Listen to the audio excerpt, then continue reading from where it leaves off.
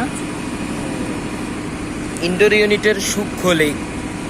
আচ্ছা, এটা হচ্ছে কখনো যদি ইনডোর ইউনিট মানে এসিতে গ্যাস কমে গেছে, অনেক কিছু আউটডোর এবং এসির পাইপ টাইপ সব আমরা চেক করলাম, লিকেজ খুঁজে পাই না।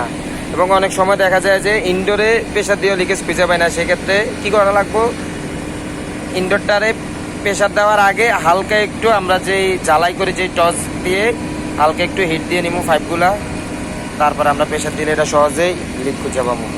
যেমন আমার এই ইনডোরটার লিক খুঁজে পাই না, এখন এই যে হালকা একটু হিট দিয়া প্রেশার দিছি, এখন লিক খুঁজে পেয়েছি।